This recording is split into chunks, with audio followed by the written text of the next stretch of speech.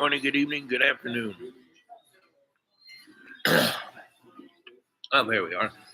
Good morning, good evening, good afternoon.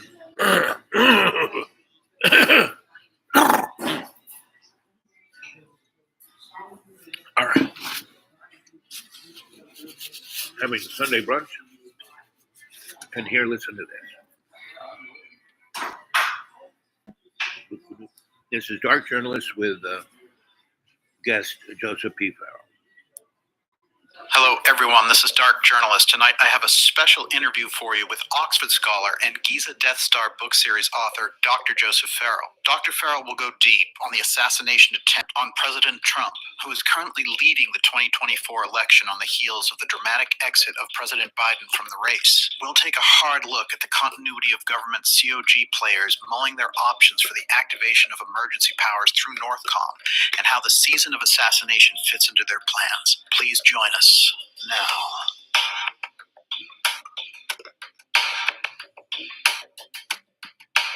Joseph, it's great to have you back. Thanks for having me back, Daniel. We already did about a show's worth. Yes. Before we even started, where do we start with this? Well, This is like a merry-go-round. Jack Links present Messin' with Sasquatch.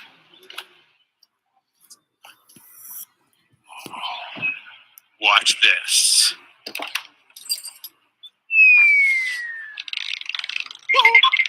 Oh.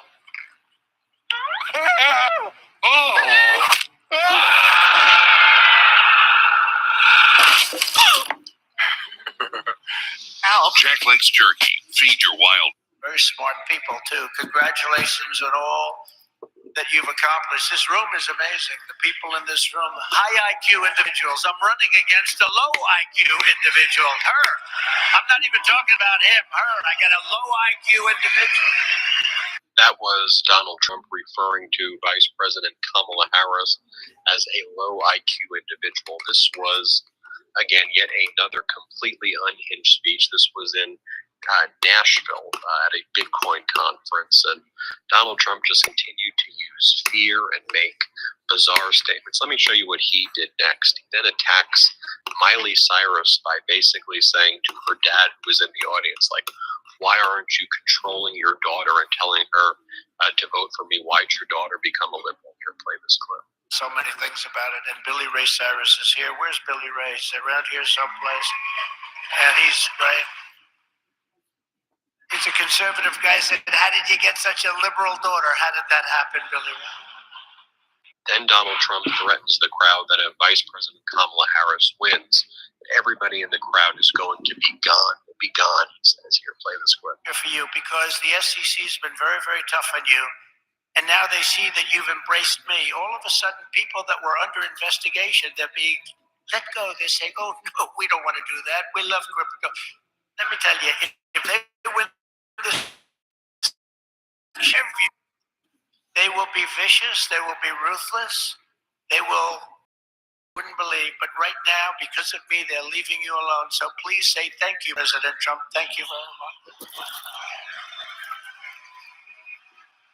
Then Donald Trump gets racist and xenophobic, and he calls Elizabeth Warren Pocahontas. You can play this clip. The moment I'm sworn in, the persecution stops and the weaponization ends against your industry. And as long as I'm in the Oval Office, Elizabeth Warren Pocahontas, do you remember? Yes, I'm an Indian. Yes, she said. I'm an Indian. Why are you an Indian? You don't look like an Indian. No, my mother told me I have high cheekbones. Oh. That's why she was an Indian. So I named her Pocahontas. Donald Trump uses more fear and once again says you're all going to be crushed if you don't vote for me. Play the clip. You don't hear those words anymore. We used to talk about the American dream. A lot of you people are in the American dream, but you're going to be crushed if you don't elect me. I hate to tell you. You don't elect me, you're going to be crushed. You're going to say, Alice, what a mistake it was. We went for a person who had no talent. She's been a failure at almost everything she's done instead of Trump. And look at us now. We're going to move into an extremely small house from our beautiful house. But with more fear mongering from Donald Trump, he then says that there will be again more fear and threats. Greatest of all. And others that say the stock market's going up because Trump is going to be elected. And if Trump isn't elected, this country's going to go into a depression the likes of which you had in 1929. And I hope that's not true, but I can understand it. I can understand what they're saying. The stock market gain, they think, is because it looks like we're going to win the election. And I don't know what's going to happen with the election. You know, they cheat like hell. And I don't. Then he promises to commute the sentence of Ross Ulbricht, he says, someone who was convicted of drug trafficking. Trump had the opportunity to commute when Trump was in office, which he didn't. But he says he would commute Ross Ulbricht's sentence if you elect him to play the clip. Today, I repeat my pledge to commute the sentence of Ross Ulbricht to a sentence of time served. It's enough. Next, he claims he's going to fire the SEC chair, Gary Gensler, which he's not even allowed to do, he says, but that got an applause line. Here, play the clip. She hates everything about you. Will keep their hands off Bitcoin. They're going to keep their hands off crypto. They're going to let it grow. We're going to let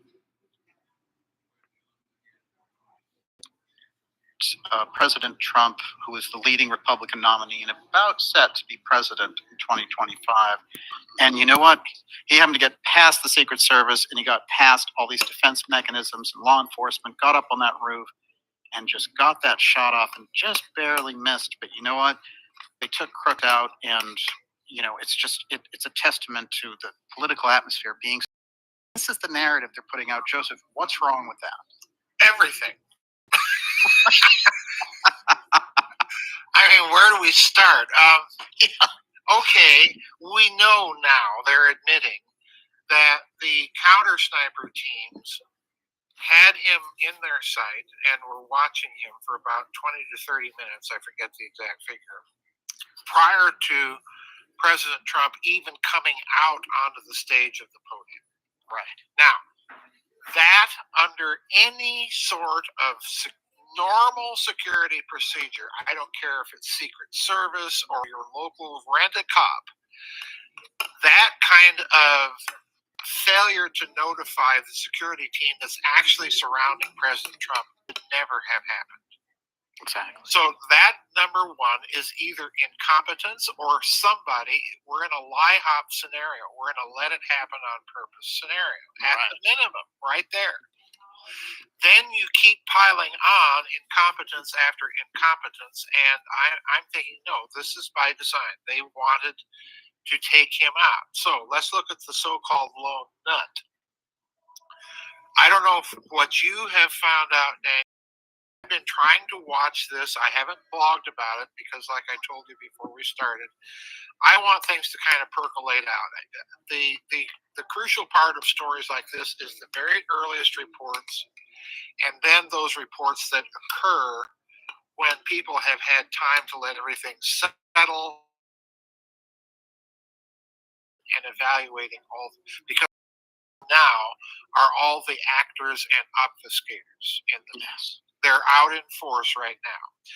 But I think it's safe to say that what we've learned about the alleged shooter, and let's remember, there were two others that preceded him. Mm-hmm. Maxwell Yermak and this guy named Violets or something that apparently had an Antifa connection. So what happened to them, and why were they suddenly dropped? So if we look at Crooks himself, the alleged shooter, who again, like Lee Harvey Oswald, is conveniently dead. Yes. Then the first problem with him was, well, he left no manifestos. Now we're learning that he had all sorts of foreign accounts on his cell phone and had some connection to a federal building via somebody else in Washington, D.C., and that his parents happened to be involved in psychotherapy of one form or another. Yes. So I'm immediately thinking Sirhan, MK Ultra, and we've got a Jolyon West, a psychologist in the mix somewhere. Yes. That's grooming this kid. Yeah. So It's got the fingerprint right off the bat. It's got the fingerprint right off the bat. Yeah, it's got lookalikes. It's got lookalikes. It has this counseling, psychotherapy Yep. feeds. It's got the government lying. Yep. It's got them eliminating options after mentioned. We were talking earlier about this ladder. It keeps showing up everywhere. It's at the building. In different spots, yeah. Yes, it's discarded by someone else's house up the road. Also, it's three different, and also Crooks has three different vehicles. Yep. They have this, van with Arizona plates full of explosives in front of somebody's house close by.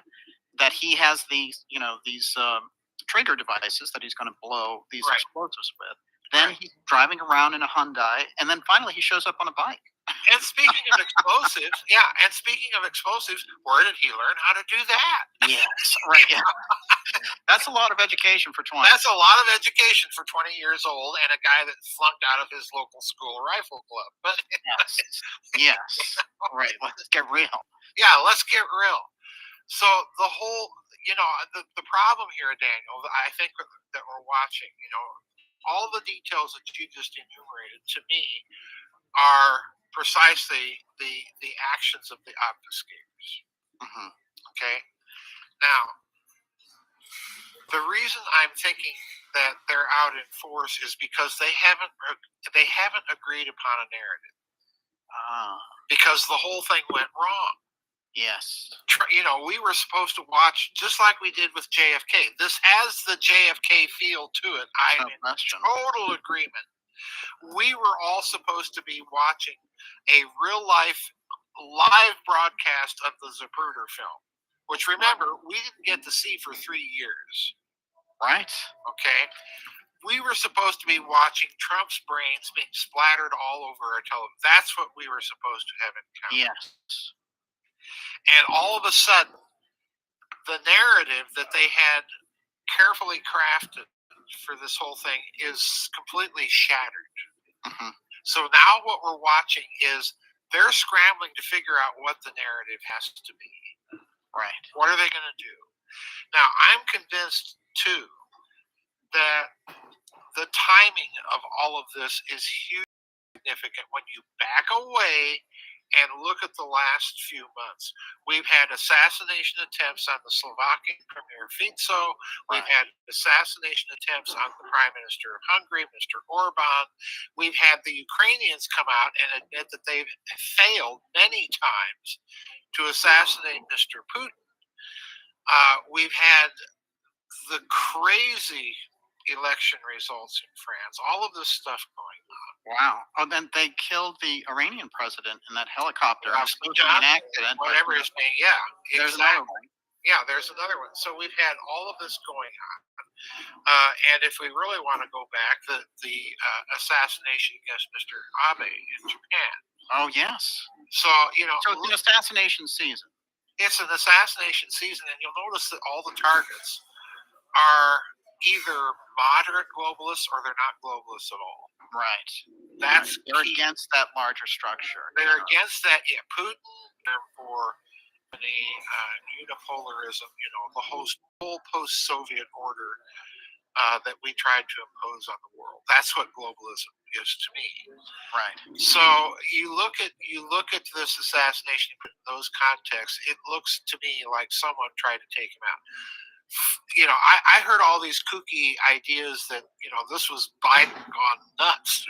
Biden isn't competent, nor is anyone exactly in that administration competent enough to pull this off. You have to go into the deep state. You have to go into the deep state, and I'm in total agreement, Daniel, with you that this again is a continuity of government thing run amok once more. The connections are there. The connections are there. Yeah, there's no two ways about it. Now, the timing is also crucial here from the standpoint of Biden's resignation or withdrawal from the campaign. I think that, too, was part of this plan initially. Get rid of Trump, Biden resigns, and we can do whatever we want. And that has gone wrong. Mm-hmm. Because maybe Kamala and Nikki. They don't want Kamala. Yeah. This is another walking disaster of Yes. I before we started the recording, she reminds me of the Wicked Witch of the West and the Wizard of Oz, cackling all the time and come here, my pretties, I mean, she's another Margaret Hamilton without the groove and without the good looks, They can't be hedging the house. Yeah, betting on her. no, they can't. I mean, now I do think there is a long-term Democratic agenda here. Yeah. They're trying to get rid of her, and they're all. But what they're really doing is they are by doing so and watching her go down in flames, they're going to attempt to rebrand their party, and just like Bill Clinton did after the first Bush administration back in 1988. Bill Clinton comes along, you remember, and he creates that Governors Association to rebrand the Democrats as more centrist than they are, because the party by that point had become so identified with the McGovern, senator from my home state, and they've never been able to get away from that. I guarantee you, that party has not changed its spots one bit. Right. All it's done is by President Nixon. Yeah, it hasn't changed one bit. So they need to rebrand again, and they can't do it as long as Kamala Harris is on the stage. So this is an operation, in my opinion, to get rid of Harris. Interesting. Put her up as a sacrificial lamb and have that whole identity progressive wing of the Democrat Party go down in flames. Because so long as that machinery is in control of the party machinery, that party is headed for extinction, no matter how many illegals they bring across the border. Right. That's the gruesome reality. Wow. So I'm looking at assassination by resignation as having been designed in two parts of the same operation, and it's gone horribly wrong. Wow. It's gone horribly wrong. This means, in turn, that between now and the presidential selection, something else is going to be pulled. They're going to try something. My personal fear is they could go all the way to trying some sort of cataclysmic false flag event. Forget about assassinations. We're talking on the scale of a 9/11. Yeah. I worry about that possibility because these people are just that nuts. Yeah. Oh yeah. And the other thing I worry about is, regardless now of how the election goes, whoever wins, I suspect the other side is going to say cry foul and not be accepting of the results. Yeah. If you thought the reaction, if the Democrats try and cheat and steal another election, that ain't gonna go either. It does not have the same. They don't have the same environment as 2020. No, that's true. They do not. Yeah. So it makes it difficult for them to steal it in that fashion with all the mail-in votes and all the rest. And while we're talking about stolen elections, let's talk about Bobby Jr. Yes. Because he seems to be the one person everybody's forgetting about right now. Yes. Oh, yes. No question. And I just want people to bear with me here. Imagine you're a more or less traditional, old school kind of left of center Democrat. Okay, not that there are that many left, but there are some. Okay, and you're thinking, well, who do I vote for? Don't like Orange Man bad. Can't vote for Margaret Hamilton and the Wicked Witch of the West. Let's call her what she is, the Wicked Witch of the Left Coast. There we go. It's almost an insult to California. Could you people out there in that wacky state possibly have voted in anybody more incompetent? I mean, this thing that she has about the past, this phrase that she's constantly trying to I mean, talk about Unburdened to the past? Or? unburdened by the past. Talk about Cliff Notes Marxism. Well, it's interesting. If you remember in 2020 when she ran, she didn't get any votes. And she was at the very bottom of the entire pool. I remember that. Yes, I remember that. So, So the public had the sense, no way, but the party had the sense, we can use her We can use for her. identification purposes. and now, they're stuck with it. And this is why I think this is a setup to finally get that whole wing of the party out of the picture. And the interesting thing, I think, I was listening to the radio today, is there were these little stories about Senator Manchin Yes. making comments, the former senator from West Virginia. They raised him as a possible candidate early Yes. on, and then he was like, the no names thing, they did all this advertising, they're going to do it, and then no names was like, no, we're not going to do it with Manchin. And Manchin sort of laid low, and then he reemerges in this weird primary idea of the delegates selecting someone else besides Kamala at the convention. If this goes to an open convention, it's going to be really interesting to watch what, if any, his role is. Yes. But let's get back to Bobby. If you're the old school, slightly left of center Democrat, and you're looking at Bobby Kennedy, and you're looking at the Ayatollah Kamalarki, the mad madam witch from California. Yeah, there's no end of terms I can apply to this lady. If you're looking at her and you're thinking Kennedy, okay, yeah, he's got a lot of kooky ideas, and okay, he's got some good ideas too. Can't vote for Orange Man Band. Who do I vote for? Well, I think a lot of those Democrats watching this circus that their party has become in the last few years, especially under Biden Joe, are going to be tempted to vote for Bobby. Wow. Yeah. I really do. And if that's the case, this is going to be an electoral nightmare for the Democratic Party, like what just happened for the Tories in Great Britain. Oh wow. Yeah. Who were demolished by the Labour. They were absolutely wrecked. Wow. And again, I understand why, because the Tories, in getting rid of Mrs. Thatcher, quit being a party of the right. They became a party of the left. So, you've got Labor or the Tories. Take your non-pick of which kind of left government you want. Very conspicuous visit by your old acquaintance, Boris Johnson there. Ding, ding. We know that you met him back in school days. Oh, yes. You remember him well. Listen. But he down to Downing Street in the UK. Yes. So these are weird moves in the background, like, this is how we're going to go in, each side measuring it out and wanting the UK behind them. Oh yeah, the factions are at work. Yeah. And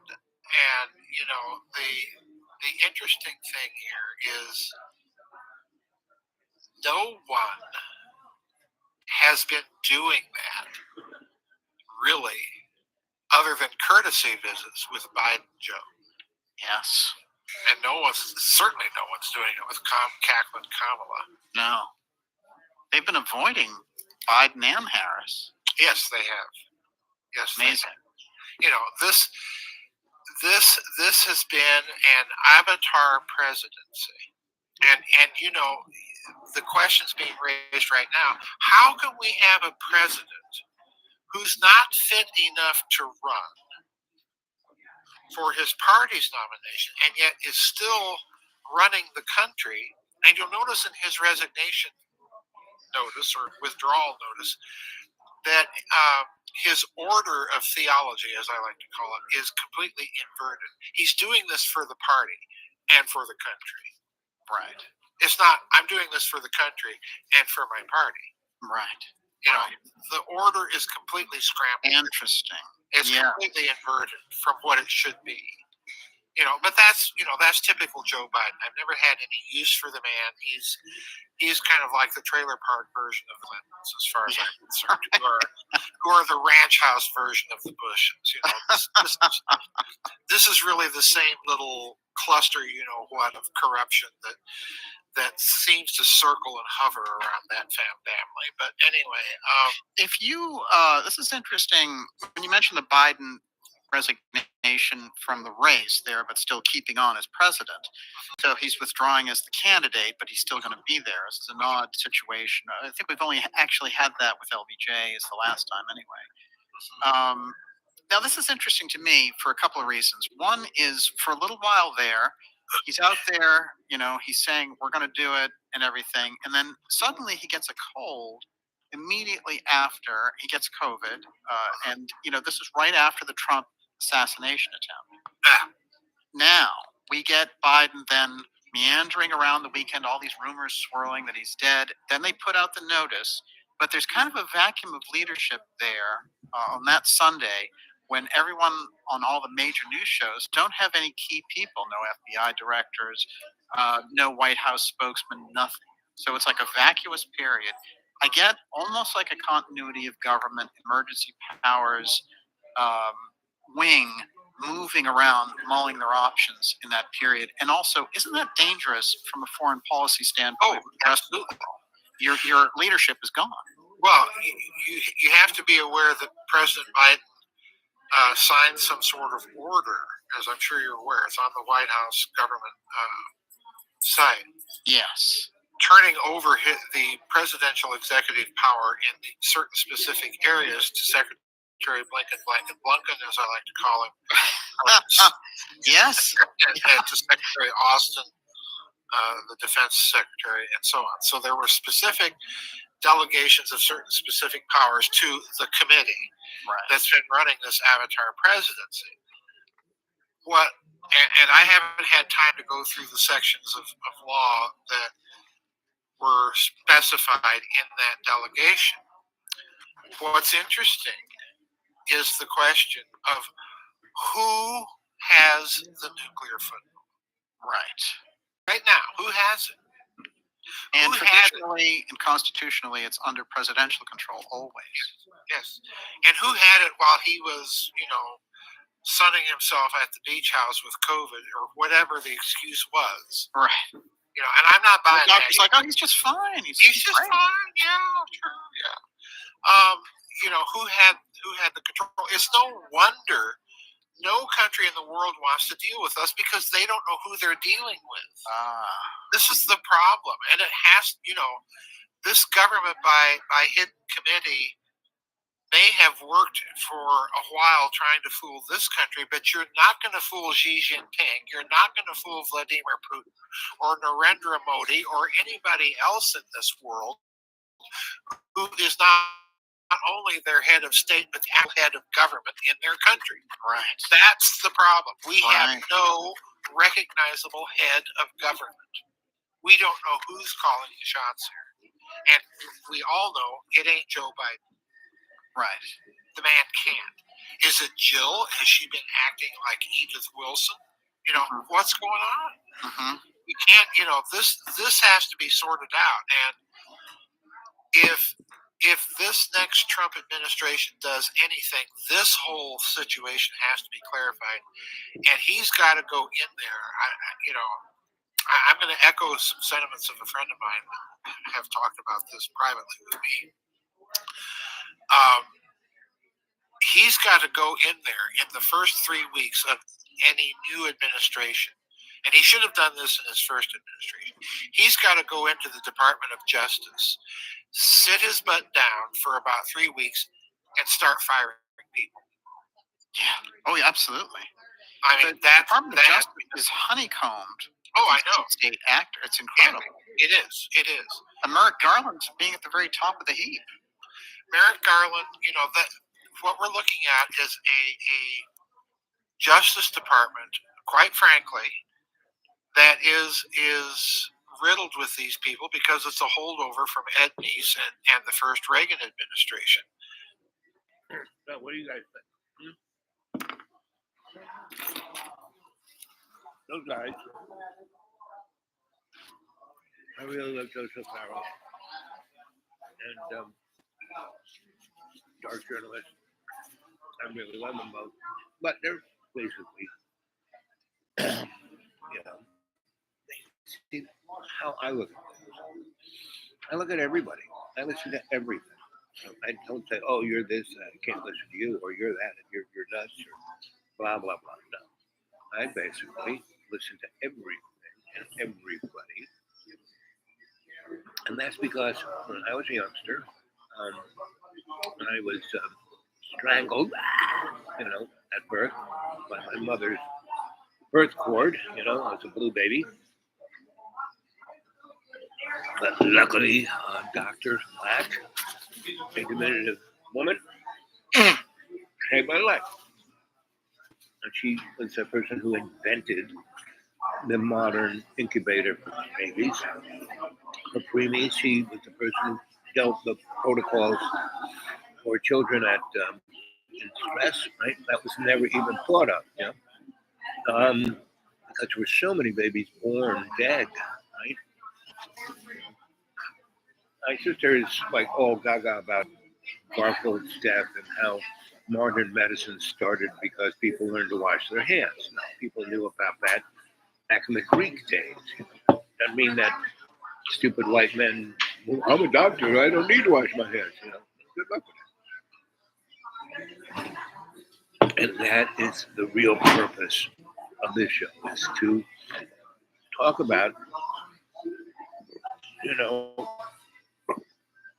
how do we listen? I was in church today, and there's some, I won't show them, but there's a whole churchy family right next to it. When I say churchy family, they own a church.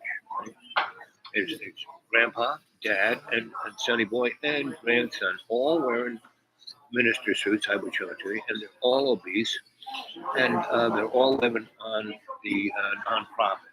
It's like Roanoke, Virginia, right? The city of Roanoke had 600 separate churches, and most of them were in people's garages. They had a 501c3. They had to pay tax. They could put up a website and have people give them money, and they'd send them a prayer cloth. Well, if you believe in that, hey, no problem. But truth says the truth. And so today we were talking about, this guy was going on about how the first female prophet, couldn't even pronounce her name, was back in the day when the Israels were being threatened by this crew. And see, Israel has been destroyed and taken over by 6 different empires, and each of them, Mesopotamians, the Egyptians, Babylonians, and a whole school of others. And it's like the alphabet city of empire going after them. And why did that happen? Because the collapse with the capture and imprisonment of the Israeli people the 6 times before Moses, basically, when they were set out, again, in the King James, you have the Old Testament, New Testament, right? The Old Testament, when you take, see, in the Jewish religion, there isn't just one book. There isn't just the Torah. There's the Tabla, right? And then there is the Kabbalah, right? Kabbalah is for like the special, really gifted, the soothsayers, the prophets, Daniel, Isaiah, Abraham, and a whole bunch of girls. Why is it that you are Jewish only if your mother is Jewish? Because there's this Jewish queen called Aisha, and she was married to a Babylonian king, right? And basically, she kept him. They were conquered, and see what happened was, as these smaller groups, tribes would come together and become city-states and whatever, and then empires, like Egypt and Mesopotamia and Babylon. Those are 3 really good examples. In the beginning, Egypt just pissed on them all the time, took advantage of them, got over on them, And so by the time these guys became a an imperial force, uh, basically they were all based around a corporate structure, right? And the group we were talking about, I forget their names, but I think it starts with a K. Anyway, I see, I can't really quote the minister because he can't pronounce anything. Now, I'm very empathetic because A, I couldn't speak when I was a child. Not that only true, I was like that from my mom's birth court. And then at 7, I was murdered by a Nazi nun, right? Because I kind of, just, get down on your knees and pray that Jesus do the. I said, sister, no, I'm not going to get on my knees. Duck and cover ain't going to save us from an atomic bomb. Look, that's Empire State Building. What's going to drop? It's only hydrogen bomb on top of that, and we're just going to be dust. She got me, and boom! And so she broke the orbit of this eye and my jaw, and the little stirrup in my ear, so I couldn't hear, right? And and my head was like, see how my head kind of looks like a squashed melon? It's not really oval. It's like peanut shaped. And that was my nickname, from about 7 till 11. I was called Peanut. So, and I was small. I kind of in 8th and 9th grade, I shot up about 1.5 foot. But I was first having the Italian genes where everybody who was short. Then my mom's genes took over and I shot up to be 6 foot. So, bottom line is, as a child, I listened because, I was at birth given to my grandma to be taken care of. I was breastfed by a black woman and lived in her family for 2.5 years. I was in Harlem where all these great, amazing people were. They weren't drug dealers. They weren't criminals. There was no crime in Harlem. It was, the old Harlem, right, before the 70s, right? And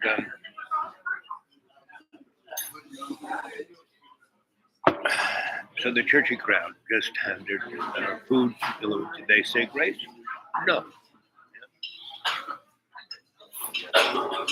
They just dug in.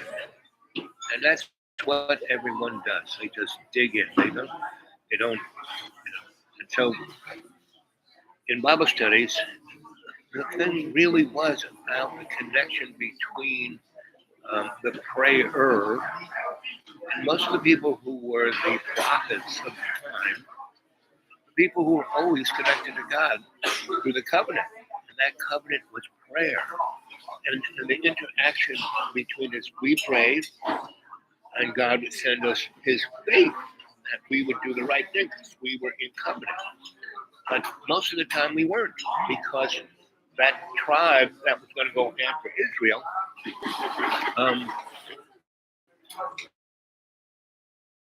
Baal is not a god. It's a business structure in the United States. We serve Baal. That is, on our dollar bill. It's, let's get the dollar bill out here. I think I got one. It's one person was saying to me that I don't understand how you can live the way you do on no money. Because I don't serve, that's Baal right there, right on our dollar bill. There's Baal. That's, there's, Cyrus, God's eye. That's Baal. This is our religion right here. This is it. The only people here who all, especially the churchy people, I won't show them. I don't, do that, right? They're right there. But they don't serve God. They serve this. And the churches that I go to, they serve that too. They don't really serve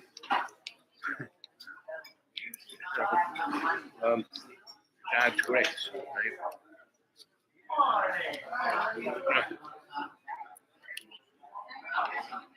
So it's going to be rainy.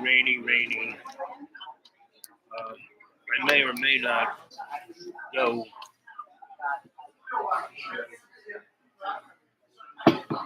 and do any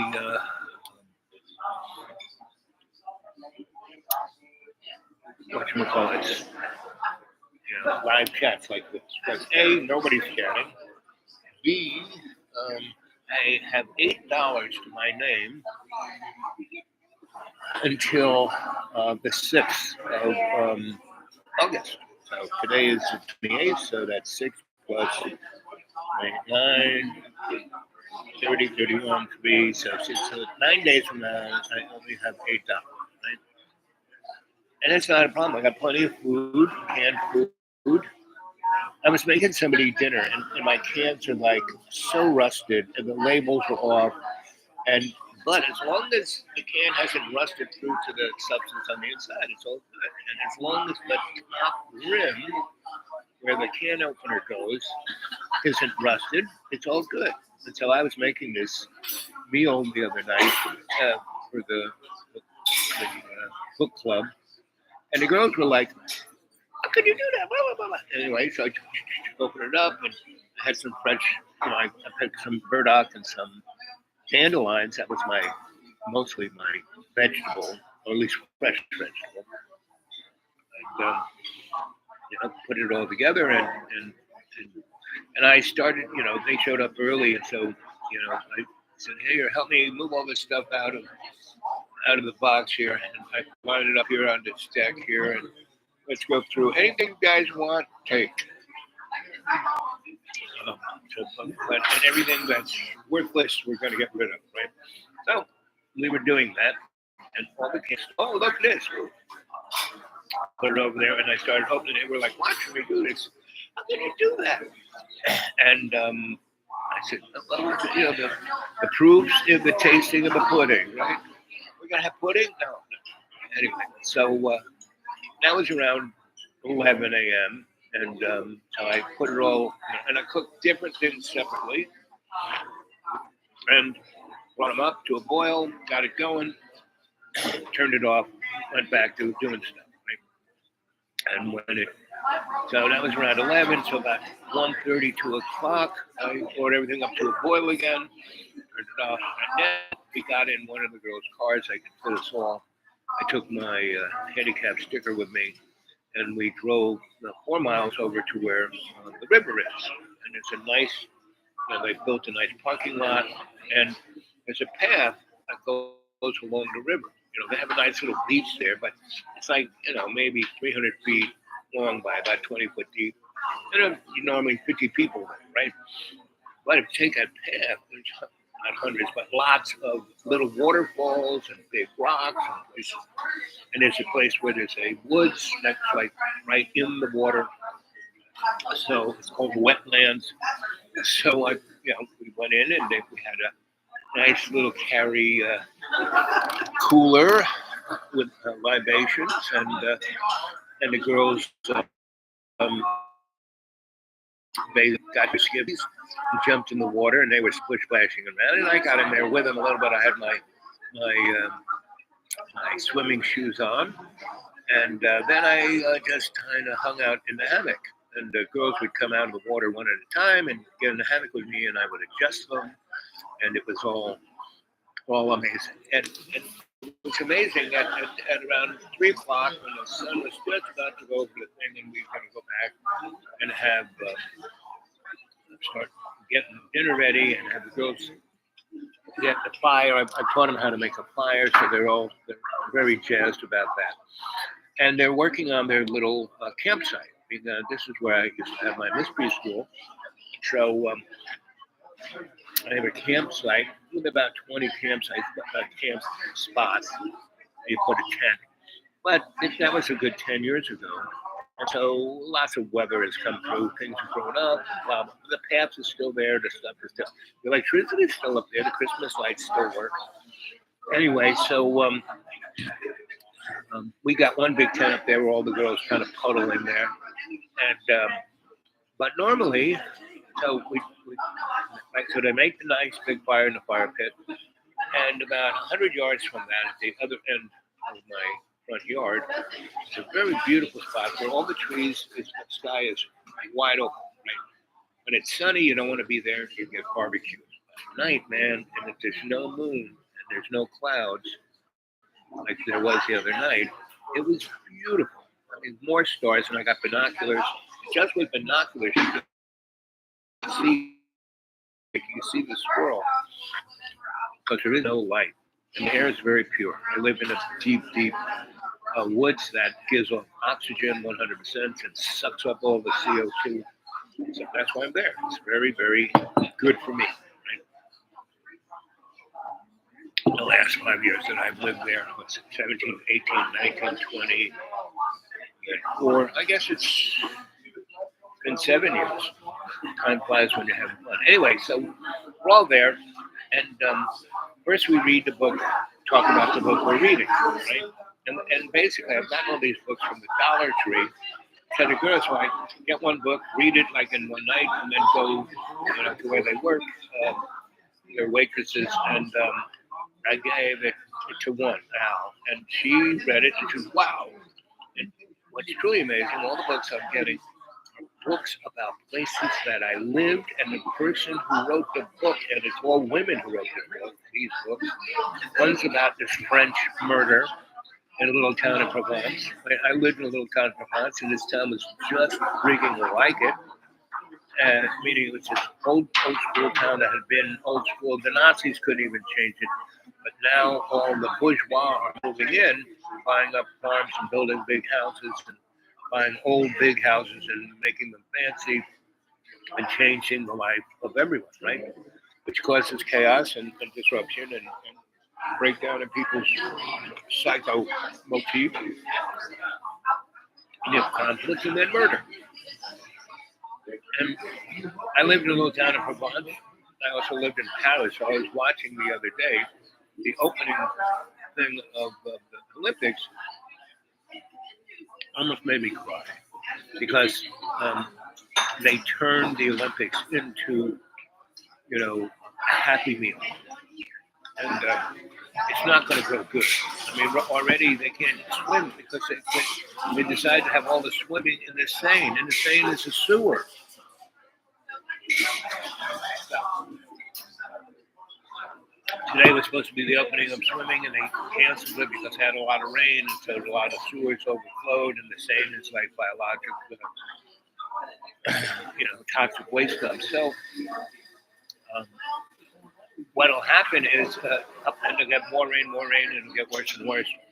And because they were expecting it to be as hot and sunny as it was 3 weeks before this, and now no, it's going to rain all the time, so they can't swim in the Seine. And it's just going to be mind-boggling because they're going to at some point say, okay, we're going to swim. And they're, got to get in there. And when the people finish the race, they're going to be coughing, vomiting. Your skin will be fluffing off. And it'll be a great example of what's going on in our biome. And, they can't lie about this shit, out of your car that's doing this. It's the tons of different toxic materials that we're putting into the atmosphere and the ground and in the water, right? And that we've done it for the last 100 years. It's very interesting. There was no such thing as allergies 100 years ago. None. There were anaphylactic incidents, like you get bit by a copperhead and die. That's an allergy to getting bit by a copperhead. Anaphylactic shock. But there was no rashes from peanut allergies, or there was no such thing as people having asthma 100 years ago. Now they had because they had pulmonary problems with their lungs, but it wasn't asthma, right? Inflammation. And what we're really experiencing here is an outbreak of inflammation, right? So virtually every disease, cancer is just inflammation going nuts. And it's our immune system that causes all these diseases because it's trying to react to things that it wasn't designed to react to. That is our society in the nutshell. And and everything, our economics, when AI comes really online, because it can do what we can do, but a trillion times faster, right? So it's going to, there are no guardrails to AI. They made no rules. Now the EU has tried to. They put forth their law states that they're not going to let EU do anything unless it's looked at and it's not going to harm humans, right? Well, we don't have that. Elon Musk says, artificial intelligence thing, especially general artificial intelligence. I mean, it's a thing's teaching itself, right? So it's going to take over, and it's teaching itself from the experience of the human that's neurotic and crazy. So you really think that AI is not going to be insane and crazy? Well, good luck with that. Right? Now I'm pushing 80, and I died in 2014. Every day is a miracle and a gift, and praise Jesus for it. Right? That's why I do this show, because I'm here to talk to you guys, right? And no one's watching at the moment. I do have one thumbs up. That was nice of you. This is supposed to be a live chat where you're supposed to ask questions and we have a dialogue. But it's always usually a monologue. But I do a good monologue. I do tell stories. I do entertain. I do inform. But I don't do it because I need to do it. I need the likes and all that. No. I just generally look at that algorithm stuff because I want more people to hear the message, not so much to like me or see me or make money off of it. Never going to happen. When I did it on Johnny's channel, I probably did 30 shows, right? Half of those shows went viral and got 75,000 within a day or two of me doing that show. And John, in that period, there were three different periods. Because the first period, when I talked about, the old crone and a few other things, and you guys were like gaga over it and couldn't get enough. And so John won because he made $2,500 that week. But I see a nickel overnight. It cost me. I was spending my money to. This was before COVID and before, the supermarket would deliver whatever to his front door. I would go down and do all the shopping out of my pocket and cook the food for him, right? So he would have a good meal, because you look at John's body. So he's a pretty active guy. He's huffing those 100-pound barbells. Unless they're made out of styrofoam, he's doing pretty good. But he's still got all that flab. Now, he's had this issue since he's a kid. He talks about it. Oh, they made fun of me, blah, blah, blah, blah. No, when I was a little kid, I was a little peanut, as thin as a rip, right? Went off to seminary, they gave us crappy food and a lot of it. And I wouldn't learn the plans. I wouldn't study the book. Wouldn't do any of that shit, right? I just I don't want that. Just sit. I would stand where I'm supposed to. Hold the thing around me. First game, played Deerfield. These guys are like almost semi-professional, right? So I knock on the kid's helmet in front of me, and he kind of looks at me like, huh? And I said, listen, buddy, I don't know you. You don't know me. I don't want to hit you. And definitely, I don't want you to hit me. So I don't want to be here. But they're making me. So see that guy over there? He's going to run right through here, right? He's going to be on 3. As soon as they say 3, I'm getting out of the way.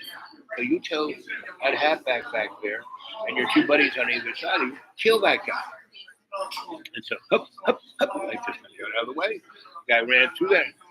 What happened was the guy in front of me smacks him. He flies up in the air. The other guy hits him on the side. He starts throwing, and then he goes flying through the air, and the halfback is right there. Like it's a brick wall. The guy's flying like a car out of control. Smash! And then the other guy, because he's still in the air, hits him on the side. I mean, that guy was never the same. He was a jerk off. He was a senior jerk off. And so they had to take him out on a stretcher, right? So, you know, hey, it's 2 holes down, right? So 5 plays, and we get a little bit, just by luck, we get a first down, and we're going into the next one. But we were like 3 guys who already been, our best 3 guys who already been taken out. And so a coach, timeout, comes over me, grabs me by the helmet, and they didn't even give me a big helmet, because my head is still looking like a peanut. And so he grabs the thing, and it kind of comes off my my head, right? And it kind of flies up in the air, and he's screaming at me, and I grab it, and he's screaming at me. I said, "What?" I don't want to play football. I want to play football. I want to play football. And so I have the thing in my hand by the mask, and I just twirl it out and smack him upside the head. That's it. He's gone. He's down for the count. And I walk out, and Deerfield, everyone in this prep school in Deerfield, about they probably have 400 kids. Our school had, they probably had 800 kids. We had about 300. Anyway, so their school is going nuts, just cheering me, Al Bob, Al Bob, because I put big tape on my head, Al Bob, Al Bob, Al Bob, and I just walk up into the, walk in there. There's like 6 guys who I basically put there by telling them which hole that they were going to come through, and the coach, and they're like smelling salt and kind of right. And I just in the shower, taking a nice hot shower. And so the assistant coach comes, who was a real jerk.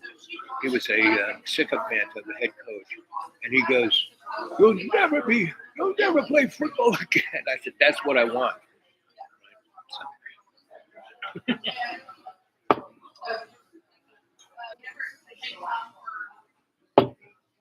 And it's sad because my freshman yearbook from that school, Canterbury, which is like Catholic boys, it's like Exeter in England, were Catholics, right? And they had the whole thing sus. If you were going to be a Catholic businessman, you wore a 3-piece suit from Brooks Brothers, right? If you're going to be a military guy, you had a uniform made by Brooks Brothers.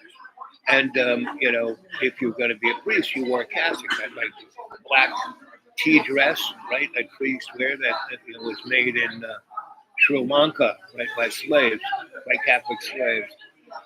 And I would wear that, and it was kind of silky. And so the priests, but they were, going, what do you call that? Congo, no. There's a term for it when you're ready to get dirty real quick, Anyway, there's a guy in the next booth. He's got his head turned. He's listening to this whole thing. He's like, "What the heck is this guy talking about?" Anyway, 30 years later, I was at a rainbow gathering, right? It's darker than dark. We're sitting around a little fire that's kind of about to go out. It's like 3 a.m, and we're all telling stories. And I'm telling stories about Canterbury, right? And I don't use the name of the school, but I tell her how, like, they had slaves and I set them free.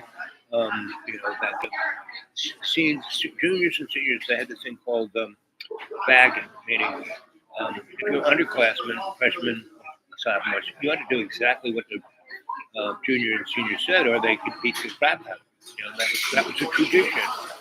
And so,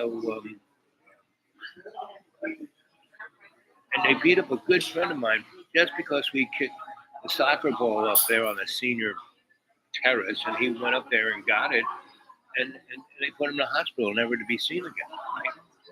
And so, this, and our freshman class the senior class was about 40 to 60 guys.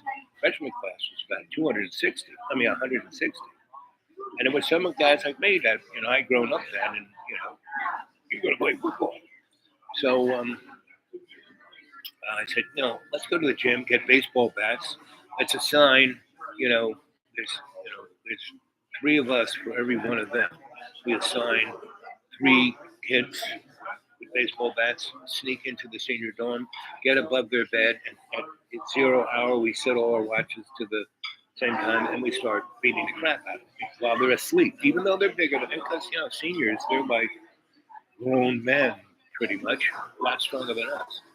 Anyway, long story short, not everyone could set their watch correctly. So some guys started whacking their senior, you know, before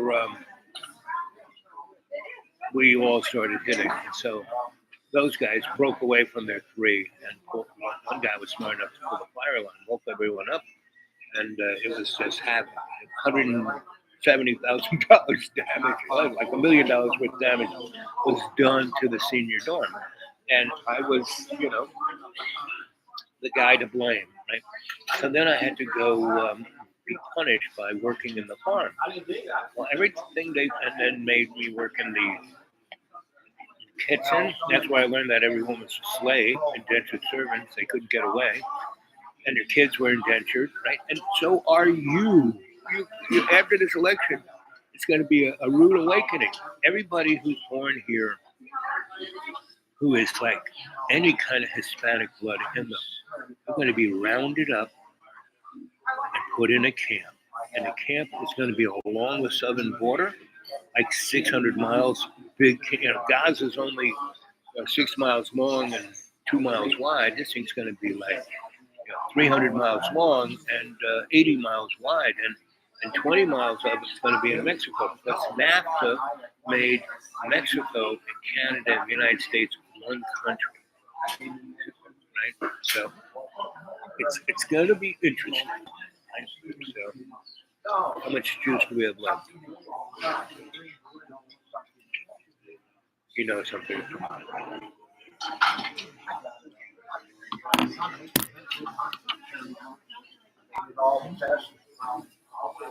When this whole Bush Cheney continuity of government embedded themselves deeply into the fabric of the federal bureaucracy and then stole promised software to make sure that they had the computer power to run the whole thing, Right. and create an avatar presidency, which they tried, I think, under Reagan, and were not successful then either. Mm-hmm. So, No question, especially Reagan. It's interesting, and I think this is pertinent to the discussion about presidential power, which is Reagan came in with a set of ideas. And although he was mixed in with a lot of deep state players, he had ideas like we can stand up to communism. I believe gold is money. In that sense, and charisma and cred to was with him, attach Bush, of course, and then try to get rid of him in the assassination attempt. We're seeing a lot of parallels with history with this, and I know that these people design things in many ways like this. What are we seeing in the Trump assassination attempt that echoes across history, and what is it that would have been in the mix had we been looking at them being successful? What would be the situation now? right now, well, like I say, they would have gone ahead with the thing, but I think the climate of opinion would have been such that they would have been able to get rid of both Biden and Kamala. Mm-hmm. Because the way they would have spun it was, the country is at a crossroads. We cannot keep on with the same old policies that have created this division. They would have probably come out with some public program of this whole thing has to go. Biden, Joe, Kamala, we've lost Trump. We need a fresh new start. So, I think you're looking at that part of the plan went wrong, and now whoever was part of that plan, at least as far as the Democrats are concerned, are looking forward to a brokered convention. Which everyone's saying is Kamala right now. I'm not convinced. No, I'm with you on that. I would also say this, that those people, the consequences for them missing Trump, for them not pulling off the assassination attempt, heads are rolling there. So you have divisions in that structure that were like, hey, we were getting him legally, and this other division saying, no, he's beating the legal rap. He's going to be president. We're not going to wait 4 years. And so now they're clashing with each other, and that's where you see people at the highest level getting thrown out left and right, like the Secret Service director. Bingo. There's your first head to roll. I was just going to say. Yeah. Her resignation is more about them protecting themselves, because what her resignation indicates to me was that she had to have been in on at least some level of the operational plan. Right. Yes. And they're offering her up as a sacrifice. It was, I guarantee you, it was either you resign and preserve some sort of integrity, or we're going to force you. Those questions, I haven't either. I mean, this is somebody in there. The anger also of the, hey, they didn't pull it off, gave it a totally different tone. It was, here are the very proud as the fodder. Yep. I'm so glad you mentioned the anger, because this was the other point I was going to make. That was exactly my understanding of the anger. It wasn't anger at the incompetence. It was anger that didn't get the job done. Right. Yes. All right. That means both sides are against you. Of course. Yeah. Incredible.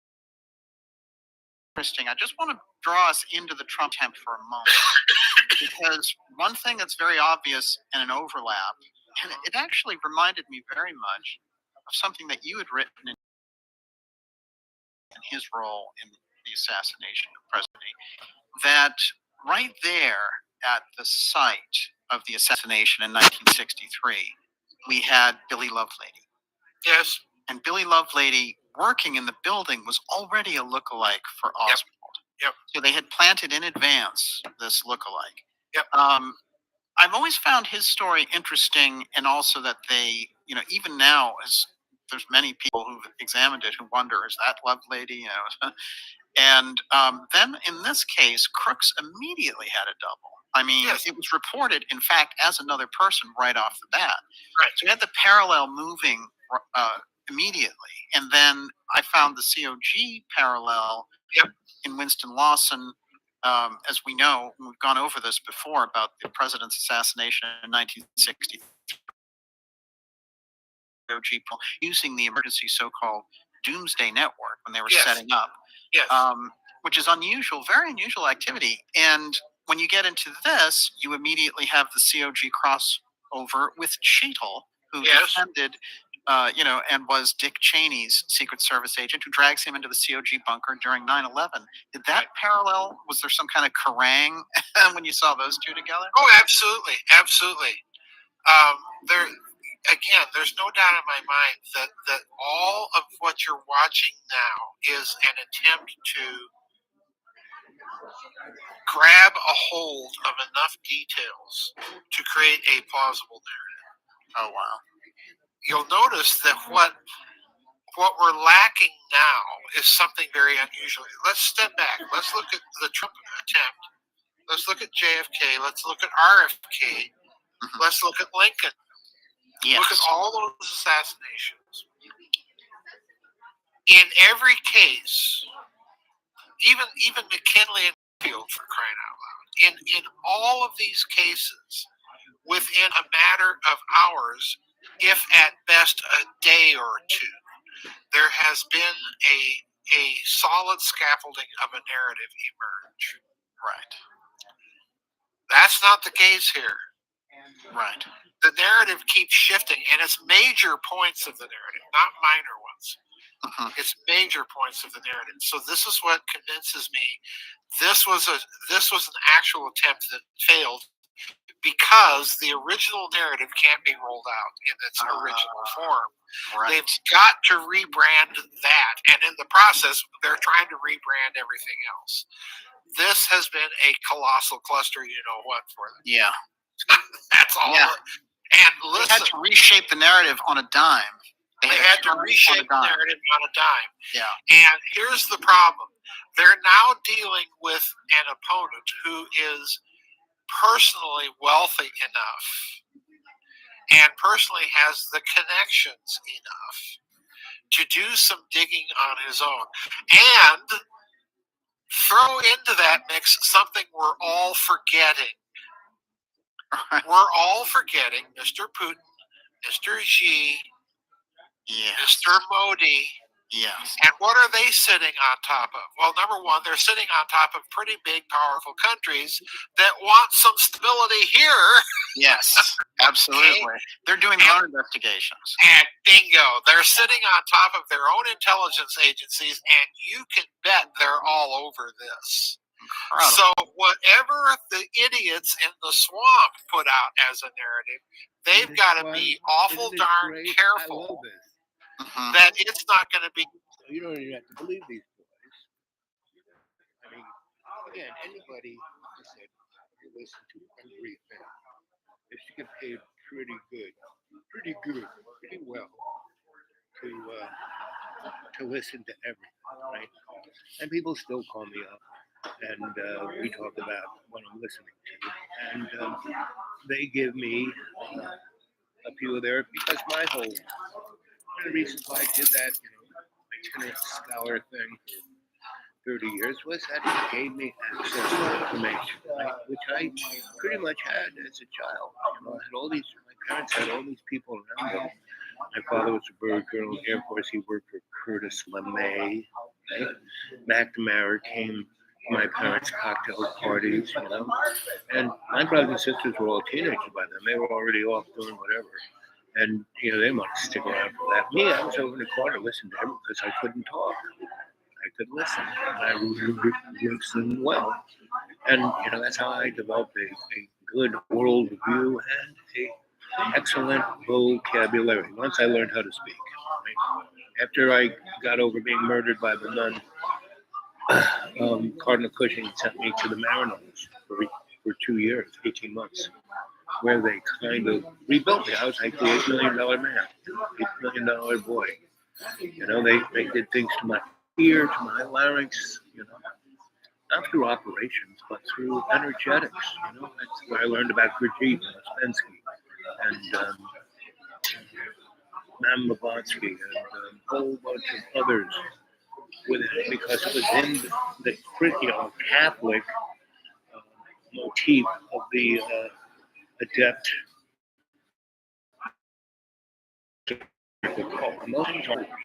What is esoteric is hidden knowledge. Occult is knowledge only the few, for only the, and the hidden knowledge, if you are good enough to dig it up yourself and find a good teacher and follow that discipline, that's for everybody, right? The occult, on the other hand, is definitely for the few and far between. That's very powerful. It's like the Jewish Kabbalah. Right? Now they had it. They could make soldiers out of clay, just like God. But God didn't make us out of dirt. He made us out of fat. in Yiddish, if you're a real loser, you're fat. And pretty much all of humanity is fat. And the Torah, translated from Hebrew to Yiddish to Greek, is you suck. That's the New Testament. You suck. Well, read the New Testament. Pretty much the whole thing is humans suck. We are always doing really stupid things. You suck. Look at Israel. For almost 2,000 years, they're the chosen few. They constantly was dissing God. He had to give them 10 commandments, and what did they do? They turned them into 35,000 laws that you could get stoned for. Jesus, he was the guy. When this woman was about to get stoned, and they said, "So what about her? Shouldn't she?" And he just knelt and would write things in the dirt. And each of the Pharisees would come over, the rabbis, and they'd see, and he'd be writing what they did wrong in the dirt. Right. The next one come, he turned around, like etch a sketch, and he'd write until everyone who's going to throw a stone came and said, "You got to throw a stone at her." And he would write why they should be stoned, and they ran away. Right? So everyone can be stoned if you're going for the eye for an eye motif, right? That's why we need unconditional love. Right? So I have about how many minutes do I have left? Ooh, about 15 minutes. Anybody want something to say? Oh, you know what? Let's see. Did I turn it to live chat? Might not. Yep. See, let's see. Live chat. Okay. Sorry about that. Now it's live chat. Let's see.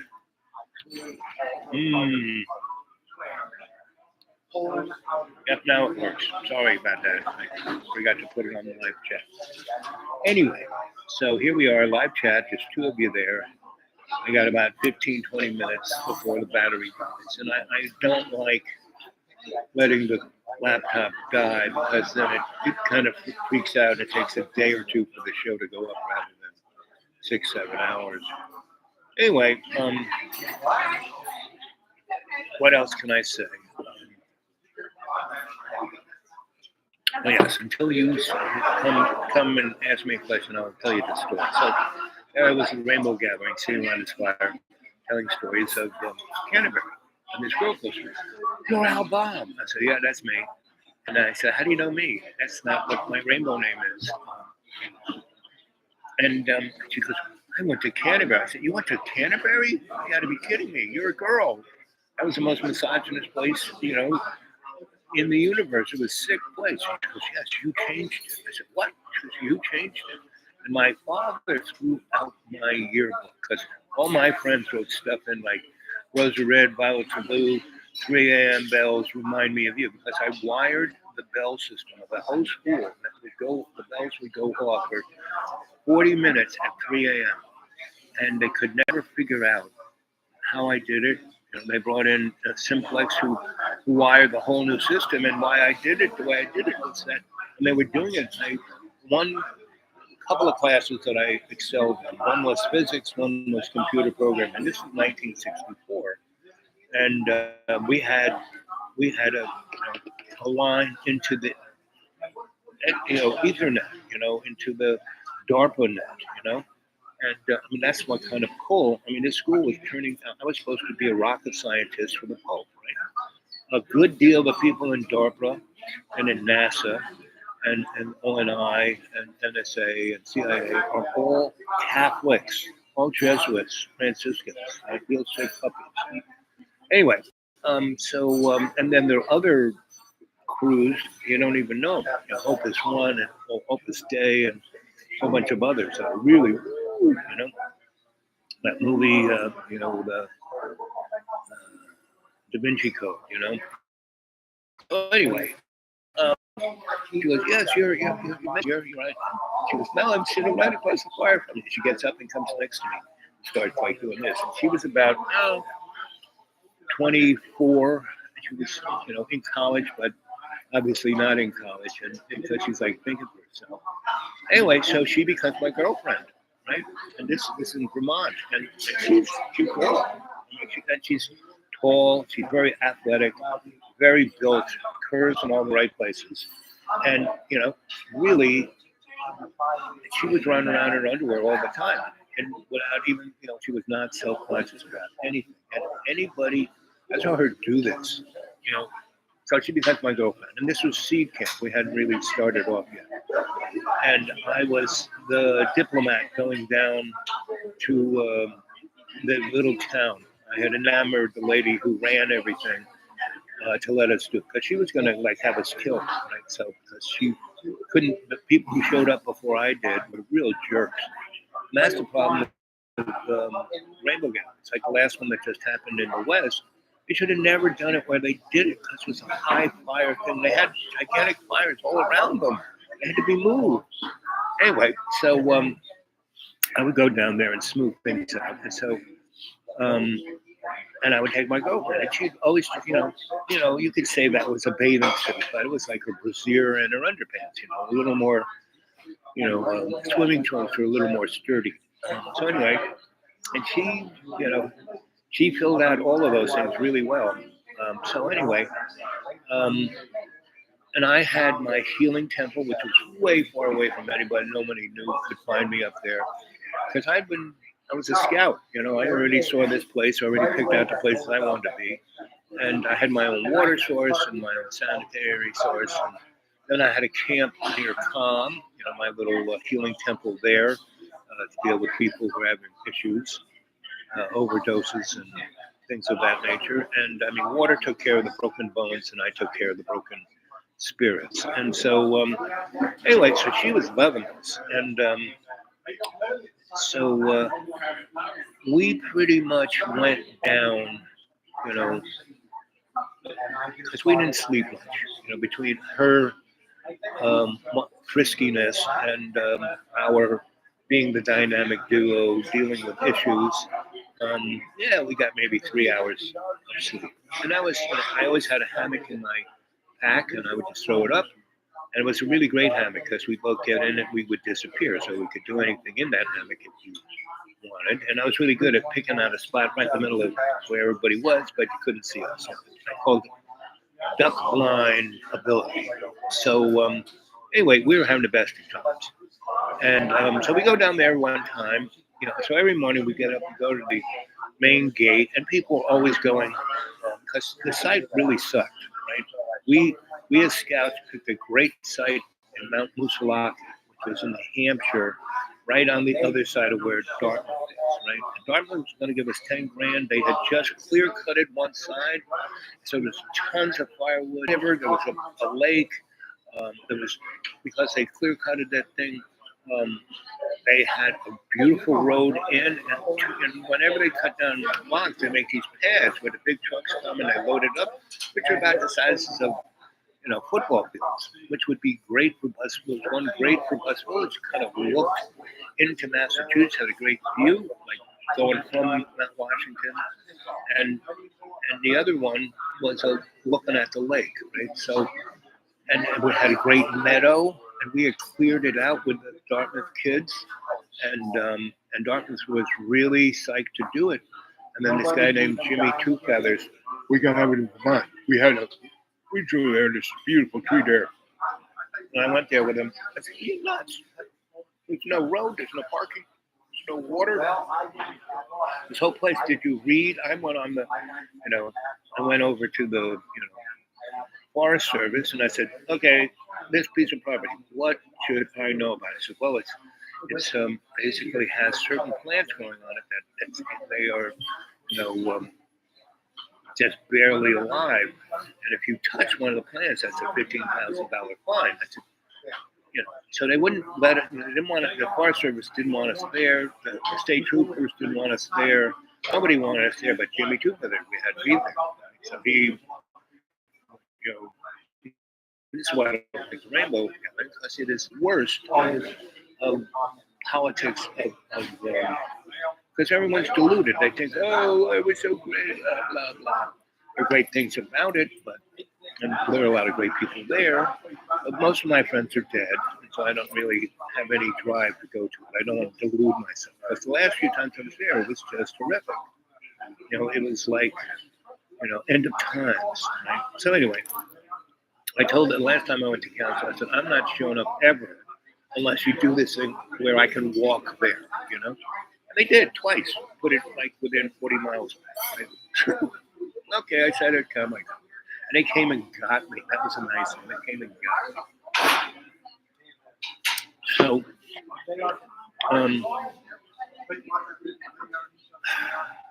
this girl, here we are in Vermont. She run around in her underpants, and he's getting pleased by an old guy like me. I was a good 30 years older than she was. Yeah, so she was 24. I was about 57 or 8, which I'm not quite 60. And I could still move around. And I was a big boy like that. And she said, "Oh, I just love," because I'd wake up and she'd be on top of me. And, I'd be like her vibrating bed.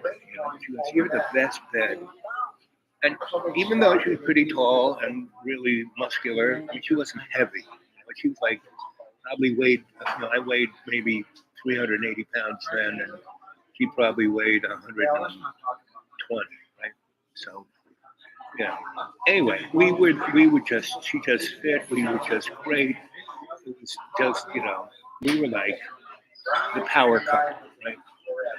So And that's been me. I've always had the amazing woman on my arm, and people would look at me and her and go, what is she doing with him? Right? A lot of people would say that, except for the people who knew me at the beginning. A lot of people who knew, I'd known me for, for 10, 20 years, knew my abilities. And so anyway, so we would go to the main gate, and because we would spend some time at the witching hour at the A camp, the alcoholics, to just keep them in line. Like one night we were there, and this one guy was playing a mean guitar, and he had a steel guitar, and he's playing some bottleneck blues, and it was just so beautiful. It was a beautiful night, and the fire was just burning right. It was pretty. We could see everyone's face was illuminated by the fire, and it was about 3 o'clock in the morning. And they were all drunk out of their minds and stoned on acid and, just smoking pot and everything else, you name it. They had a lot of every kind of junk food you could ever want. But that was their money. They would trade candy bars or whatever they really needed. So anyway, so we're sitting there listening to the music because everyone was too drunk to really tell a story. And they go, I'll tell us another story. I said, no, I'm just listen to music. Right? And so there's this little kid, and I basically, the mom was kind of a real bitch.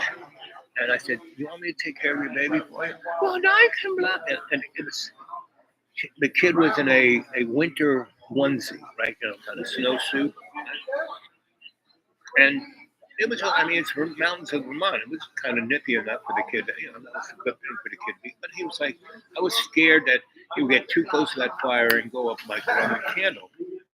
And of course, she's like kind of trying to get it on with some guy so she can get some vodka out of him. And the kid falls into the fire, right? I jump up, to grab the kid. And he's pretty much already, this wasn't one of those fireproof things. And it was all thing, like his hands weren't there, they wore gloves. So I grabbed one arm of him, and out of nowhere, some guy was coming down the trail and saw this, and he came the other way, didn't see me. He grabbed the kid's arm, the other arm, and we both pulled. It was like a banana. The burning onesie came off, and all the drunks were like, whoa, because they're tripping their brains out. Whoa. And the kid shot out, and the girl caught him. It was like amazing, right? And the girl, the drunk, what are you doing, Michael? What are you doing? The elements of the onesie are still burning on the ground. What are you doing? So I said, listen, your kid, I think, is a little, he's a little red. We're going to take, she knew who I was. She knew that I was Mr. Calm and blah, blah, blah. And the Turk and all of my nicknames of all the things I did there. And so I said, don't worry about it. You can come with us. Well, no, I'm going to go stay here. You take care of my kid. That's good. Take care of the kid. And so we took the kid to Matt. And, Gary, who is he was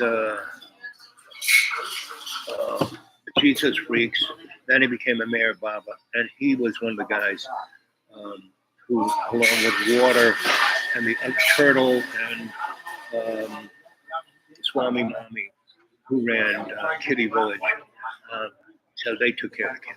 We went to, kid was great. We lathered him up in Noxema and put another outfit on him, and he was good to go. Right? And so he went to Kitty Village, and he was happy as a clam. So we kind of, went down to a camp to tell the girl, and she was drunk, and she was like in her own vomit, and she was kind of getting up. And then she was, we see her from far away doing this. So I said, let's slow walk this. And so we did. And she's like,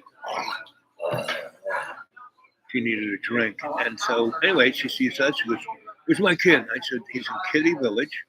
Went to, took him to, he was that close to being, barbecued, but he's okay. Not even, we put a bunch of Noxema on him, and He's doing fine. He's with Water and Swami Mommy and Turtle. And she knew all those people. So she was, okay, I'll go pick him up in Kitty Village. That's it. You know, he can stay there. They got him. You know, you can find when you go to go. And we already talked about it. They were going to get a hold of child services and after the game, right? And because Swami Mommy was, a Vermont, you know, social worker, right? So she was going to take care of it. Anyway, so that was all. So there's a camp. It's about 6 in the morning.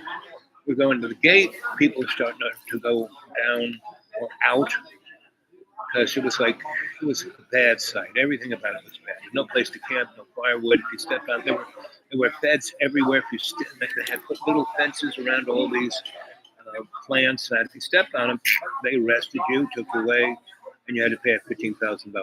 Right? We had about 100 people. Like before the gathering even started, before the crowd showed up, we had 100 people in jail for that. They weren't going anywhere unless you paid the 15 grand. So anyway, and Garrett wanted to say it was their constitutional, please. Anyway, let's see how we doing for time. Let's see if I can finish this one up quick because no one's asking questions. There's 0 people there. So anyway, we have been going down and having breakfast at the Lady Lesson's store.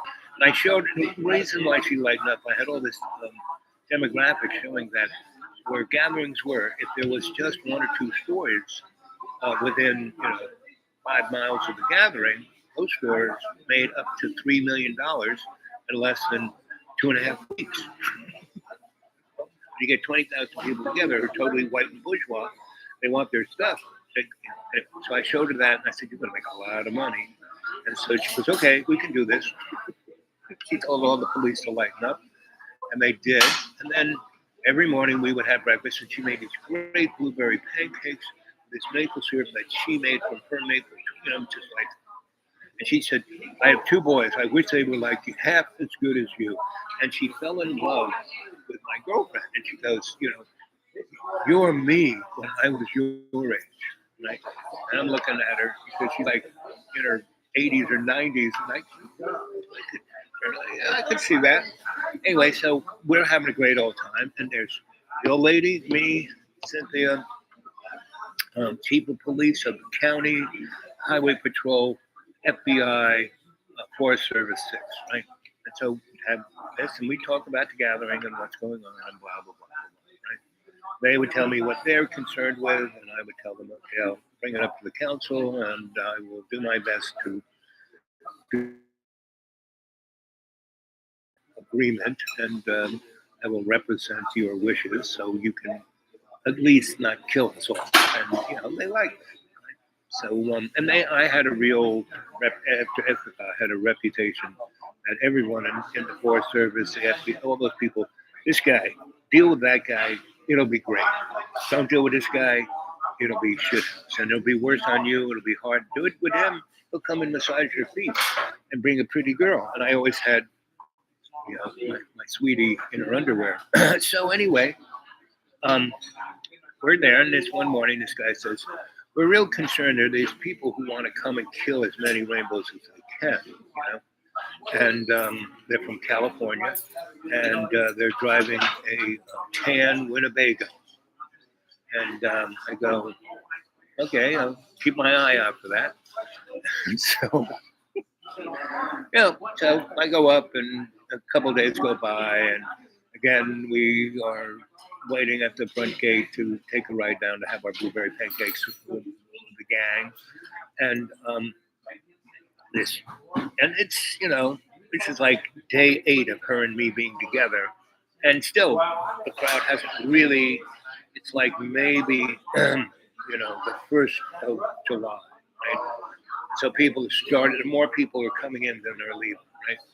And so, and it's already a trash people. Because people had come in before and then left. They just left all the garbage. So it's already like a trash heap. And smelled bad. And nobody was taking care of the slit trenches and all the above, right? So because it was rock, it's hard to filled a split Trent in rock, right? And there was no drinking water, right? So anyway, um, we wait, and this Winnebago pulls up. You want to go downtown? I said, yeah. So we're leaving. So I get in, and we're going down the hill, and it's like a windy road like this, and it's like, not that much space between the side of the mountain and the cliff when two cars are going by, and no, safety for anyway, because no one ever goes up that road except loggers and farmers, right? So anyway, we're going along, and this guy screams in the back. And what about? I said, well, I'm like, the girl's like on me. We're kind of nuzzling and kissing, and she's telling me all the things she wants me to do to her, and what she's going to do to me, and trying to get a rise out of me. She has her hand on my unit. This girl has no shame, and that's the kind of girl I like. And so, smart, brilliant, rich, and no shame, but has an ethical thing about it, right? That's my perfect woman, right? So anyway, so she's doing that, and I'm kind of somewhat, because if I really committed, it would be all over. So the guy screams, and it kind of wakes us, and we go, "What's wrong, buddy?" Cops, cops, cops. And I look back. Yeah, there's a cop there. Big deal. He's got his light on. Yes, he's got his light on. It's a dangerous road. He's probably doing the smart thing. We're not doing the smart thing. I said, relax, breathe. Here, let me hit these few points, and it kind of relaxed him. So we go back, and we sit a little closer to him, and I'm almost asleep, and he screams again. And I go back and look, and it's like 5 cop cars with the blue lights on. Okay, so that means something. But they're not going to stop us here. It's going to be until we get downtown, and once we get downtown, no problem. I'll take care of this. And just relax. And then I looked down, and in his bag, he's got about 300 sheets of acid on him, each with about 100 little microdots on it. Way enough to put him in jail for the rest of his freaking life. So that's why he's a little upset, right? Because nobody would buy his acid bomb. They wanted to trade it for a candy bar or something. Oh, just give it free, man. We're not in Babylon anymore. Anyway, so he was not well informed. So so and I'm sure he's already on some just to mellow himself out. And so anyway, I said, just relax. If you don't bring attention to yourself, it'll be all right. Just relax. So we get down there, and they got the road blocked off, and it's all these guys behind police cars with and they got guns. And I look at the guy who's driving. He's got real long hair, and he's like, yeah, man. It's the guy from the 70s show. Yeah, man. I said, where are you from? California. I look up. It says, whatever the name of that travel bus is. And I said, what color is it? He goes, it's tan, Winnebago, tan, California. I said, that's where and I say to the kid with the sheets, I said, buddy, they're not after you. They think this guy's a mass murderer. He's not. Anyway, so we're there. All right, you in the Winnebago, everyone out one at a time, your hands on your head, blah, blah, blah. I said, I got this covered. Everyone get on the floor. Do not pop up. Do not scream. Do not make any noise whatsoever. So I get out, and I'm basically I'm in her underpants, right? She's wearing mine, boxers. She's, anyway. So I come out, and I'm totally naked except for my girlfriend's Mickey Mouse underwear. And I got my hands like this, and I'm on my knees, and I'm saying the Lord's Prayer loud enough so everyone in the valley can hear it. And the old lady, the chief of police, the highway patrol, the FBI, and the Forest Service, they'll come over the hill and go, "Oh, what are you doing?" And they come over and they pick me up. Are you okay? I said, yes. Your folks, it's a mistake. California, tan Winnebago, but these aren't the guys. These guys are just, tweakers. Just let them go. And the other guy, and the thing was a road dog guy, no, really sourpuss, Stalinist, blah, blah, blah. Anyway, I said, there's one kid in there, just leave him alone. He's got a pack. Just leave him alone. Let him go. Just save yourself a lot of trouble.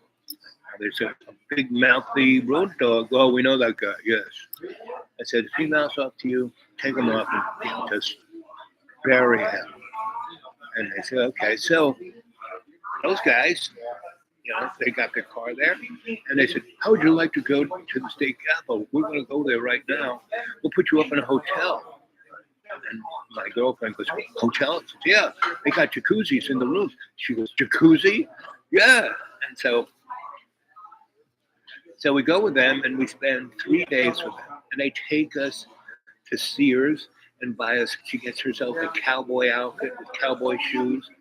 And I just get a pair of pants and a shirt and a new pair of sneakers and a hat. And so we have the greatest of time and they take us back. By this time, the camp is boom, boom, boom, boom, boom, boom, because they think we've been arrested. And so the cop car takes us all the way up there. And says, we're going to go up there. You need to cool things down. I go up there, and this woman, Mycia or something, she goes up and slaps the head policeman. I have no trouble, blah, blah, blah. And they're about to shoot her. I said, whoa. I had some risk. That's whatever her name was. It starts with them. Stop this. They took us to the Holiday Inn. We had a great time. Look at Cindy. She's in a cowboy outfit instead of her underwear. And because all the girls were kind of jealous of her just running around in her underwear. They would do it, but they could do it, but nobody would walk. So anyway, we cooled it all down, and that was basically the last of my dealings with the Rainbow Band. I went to 3 other gatherings, and they just got worse.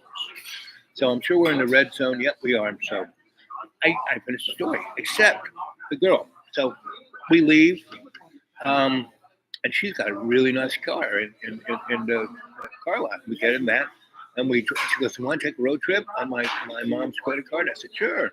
So we go all over the place, right? We go down to Boston. We go to New York. We stay with some friends in New York. I have one of my spots. We stay there almost a week. We go to D.C. We keep going to Maryland. We keep going down the coast and South Carolina, Florida, and Louisiana. We go to New Orleans, and we spend a week there at my buddy who ran the World Community Consciousness Church in the Gray Rabbit. We spend a week with him right on Bourbon Street. And we keep going.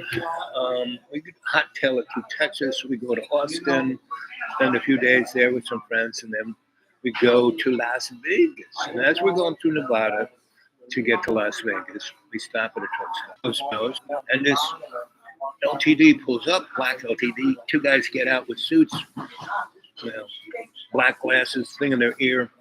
And they get out, they open the door, and this woman, yep, take it all. Take it all. It's dish style. Yes. I tried to pile it up. Thank you. Yes. Anyway, so, she's in the powder room, and this woman comes in, and she is like, there is no Homeland Security, but she's in charge of continuity of government, which is like, you never heard of those guys, but they run everything, right? The guys who Joseph P. Farrell and those guys, that's who they were talking about. So anyway, this lady runs the place. She could have me killed by these 2 guys out in the desert. Nobody would ever find me. So anyway, she basically sits down. She knows everything about me. Everything, right? And she says, you are really good for my daughter. I've been trying to straighten this girl out, and you're doing a great job. So keep on keeping on. She gave me her card. She says, if you got any problems, just give me this call. Not a problem. So I said, okay. She goes, she's got unlimited money on that credit card. Just let her keep using it because that's how I'm keeping an eye on her. And it's all good.